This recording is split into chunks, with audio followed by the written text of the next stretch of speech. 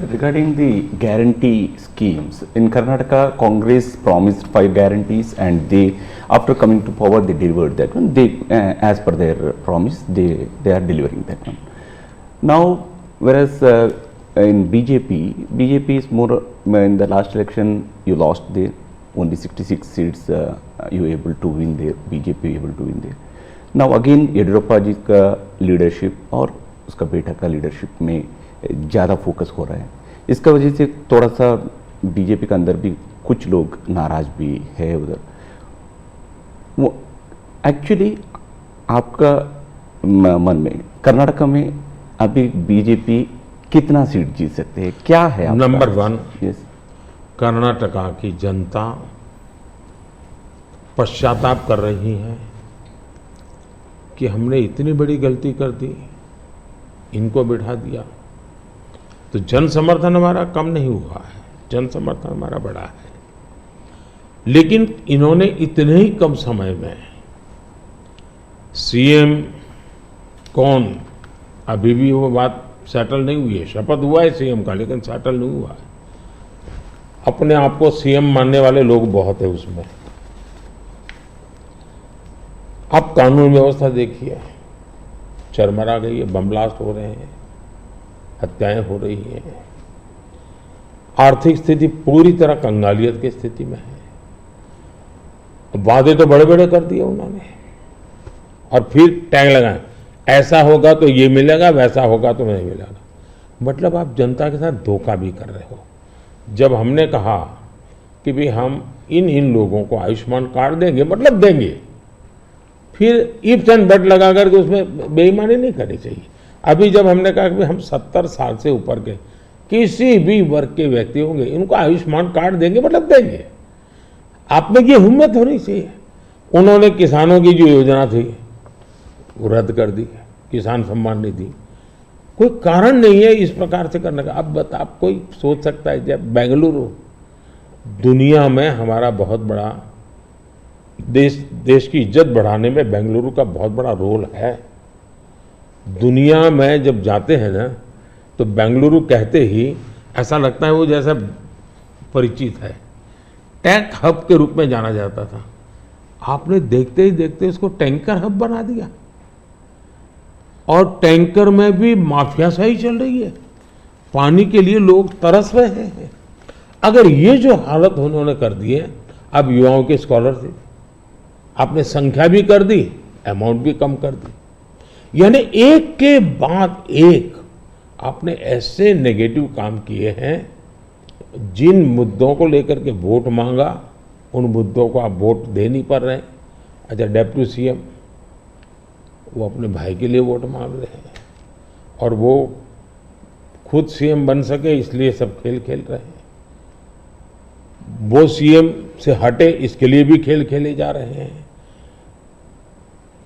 जहां तक भारतीय जनता पार्टी का सवाल है, हम टीम स्पिरिट से काम करने वाले लोग हैं. भले मेरी टीम ने मोदी को आगे किया, लेकिन मेरी पूरी टीम काम कर रही है जी. उसी प्रकार से येडियुरप्पा जी हमारे वरिष्ठ नेता हैं, लेकिन काम पूरी टीम कर रही है, और टीम मेहनत करती है, लोगों को विश्वास भी है, और हम आगे बढ़ रहे हैं. रोहित जी, आपसे सवाल लूंगी मैं इस पर. जो कल तक आईटी हब था वो अब टैंकर हब बन गया है. पीएम मोदी को आपने कहते हुए सुना, और ये भी कह रहे हैं कि कुर्सी पर सीएम कोई और है, लेकिन असल में सीएम कौन है कोई नहीं जानता. अपर्णा जी, ऐसा नहीं लग रहा है आपको जो प्रधानमंत्री जी बयान दे रहे हैं वो कोई एक मुख्यमंत्री किसी प्रधानमंत्री के लिए बयान दे रहा है? कभी आपने प्रधानमंत्री को, केंद्र की सरकार को, राज्य की सरकार को कोसते हुए सुना है? जो केंद्र में बैठा है वो तो जो चाहे कर सकता है. आज की तारीख में पानी के लिए त्राही त्राही है. रामेश्वरम कैफे में जो लोग पकड़े गए उनके तार बीजेपी से जुड़ते हैं. ये बात एनआईए ने रिलीज करी है डेटा में. किस तरीके से वो अपनी आइडेंटिटी कंसील करे हुए थे, ये बात रिलीज करी है उनने. ये बात कहना एक प्रधानमंत्री के लिए कि वहां पर कौन मुख्यमंत्री है ये पता नहीं है, उन्होंने ऐसा क्या कर दिया, क्यों, क्या आप सबको लेकर चलने की बात अभी इसी वक्तव्य में उन्होंने कही, तो क्या वो ये बात, वो टीम एफर्ट की बात कर रहे हैं? तो क्या प्रधानमंत्री का कर्तव्य ये नहीं है कि किसी राज्य के लिए अगर वहां सरकार ना भी हो तो भी टीम प्लेयर की तरह काम करे? क्या इनकी टीम 2 ही लोगों की रहेगी? भले येदियुरप्पा जी का नाम ले लिया, लेकिन मुझे लगता है प्रधानमंत्री जी जिस तरह की टीम की बात कर रहे हैं वो रिंग मास्टर की संज्ञा ज्यादा कहलाती है, ना कि टीम प्लेयर की। ठीक ठीक ठीक। जयंत वर्मा सर भी लगातार हमारे साथ बने हुए हैं। Jayant Verma sir, quick reaction Karnataka को लेकर।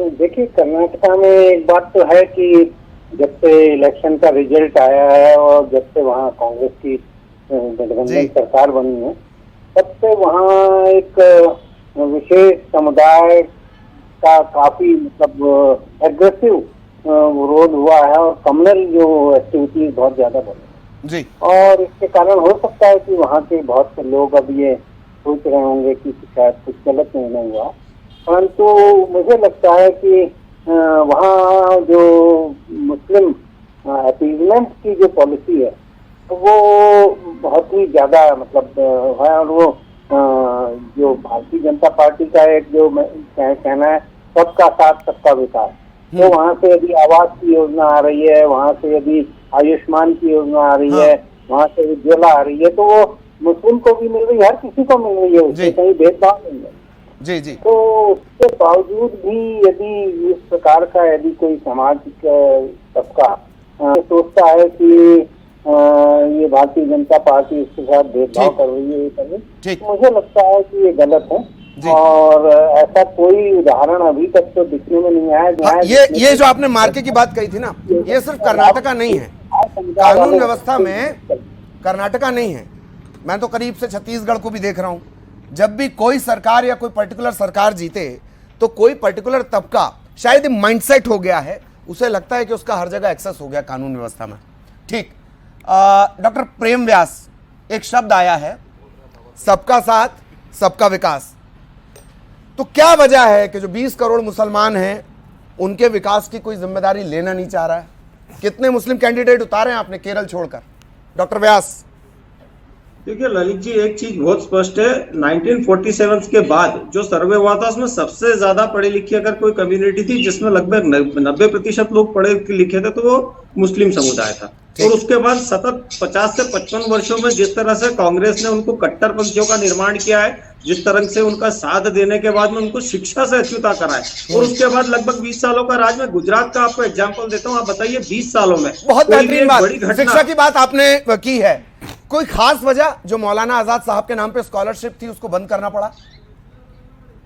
देखिए, अभी उत्तर प्रदेश में एक बहुत बड़ा स्कैंडल फाइंड आउट हुआ था जिसमें एक ही परिवार का एक ही बच्चा जो लगभग 9वीं में पढ़ रहा है और एक ही परिवार से 15 बच्चे 9वीं क्लास में पढ़ के और स्कॉलरशिप ले रहे हैं। और उसके बाद में उस स्कैंडल के बाद उसकी जांच होना, और आपने जैसे कर्नाटका का कहा था तो मैं एक एग्जाम्पल दे देता हूँ, डीके शिव कुमार और सिद्धरमैया, इन दोनों लोगों के बीच में वह क्या चल रहा है आपसे भी अछूता नहीं है। जिस तरह से जातिगत मतगणना हुई और दोनों लोग एक दूसरे के आसपास हो गए, इसने कहा तो लागू ही नहीं होने दूंगा, एक कह रहा है मैं लागू कर दूंगा, और उसके बाद में जनता के साथ में जो धोखा किया, कर्नाटका में जो गारंटियां दी गई थी वो गारंटियां कितनी पूरी हुई है। और उसके बाद में जो आयुष्मान कार्ड को लेकर प्रधानमंत्री जी ने कहा है, तो निश्चित रूप से एक छोटा सा उल्लेख में दे दूंगा, डॉक्टर नरेश त्रियान का जो मेदांता हॉस्पिटल के एमडी है, उन्होंने अपने उद्बोधन में कहा है कि हमारे यहाँ सबसे ज्यादा लाभान्वित लोग लगभग 8.58 लाख एडमिशन हुए आयुष्मान के अंतर्गत, उसके बाद उनका इलाज होना, और उसके बाद हमारा कहना कि हम 70 वर्ष से ज्यादा के लोगों को भी इसमें सम्मिलित करेंगे। तो जो कार्य हम कर चुके हैं निश्चित रूप से वो धरातल पर है, इसीलिए हमने कहा है सबका साथ सबका विकास सबका विश्वास। बहुत बेहतरीन बात, ये आपने बहुत अच्छी बात कही। आयुष्मान वाकई रोहित जी यहाँ पर कुछ कहना चाह रहे हैं इसी बात पर, ललित आपके पास सवाल होगा, सवाल को लेकर आप आगे बढ़े, लेकिन रोहित की बात पर, रोहित वो तो अपनी उपलब्धियां गिनवा रहे हैं यहाँ पर, अपनी उपलब्धियां का पूरा उन्होंने रिपोर्ट कार्ड खोल दिया है, और आप कह रहे हैं कि प्रधानमंत्री मुख्यमंत्री की तरह बात कर रहे हैं। बिल्कुल, वो मुख्यमंत्री की तरह ही बात कर रहे हैं, क्योंकि जिस तरह की असमर्थता वो जता रहे हैं, मुझे लगता है कहीं तो वो रशिया की वॉर रुकवा लेते हैं, लेकिन कहीं पर वो बिल्कुल असमर्थ हो जाते हैं। रशिया की वॉर रुकवाने के लिए समर्थवान है वो, विश्वगुरु हो जाते हैं, लेकिन यहाँ पर जो है वो बिल्कुल असमर्थवान हो गए। तो मुझे लगता है कि जिस तरह की बात ये कही गई, ये पूरी तरह से बिल्कुल कहीं से कहीं तक भी मेरी तो समझ में नहीं आई। और जहां तक इस बात की बात है, मुझे लगता है कि आयुष्मान कार्ड धारकों के साथ जो हुआ है वो सबसे बड़ा एक गफलत का मामला है।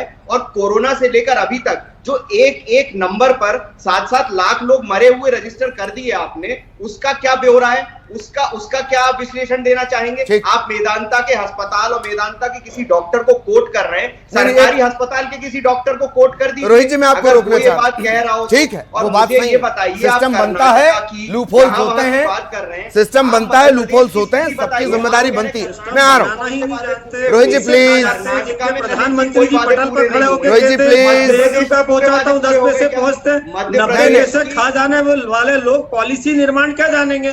चलिए जो 90 पैसे लोग खा जाते थे उनको पता ही नहीं कि पॉलिसी क्या होती है। तो जिस तरह से आज 21,000 करोड़ रुपए का हक है। डॉक्टर व्यास, अरे पर्याप्त, देखिए आप सबका साथ सबका विकास, मुझे पढ़ने नहीं दे रहे हैं आप, रुक जाइए 1 मिनट। आलोक सर का बहुत क्विक रिएक्शन, फिर हम एक छोटा सा पोर्शन पे आगे बढ़ेंगे।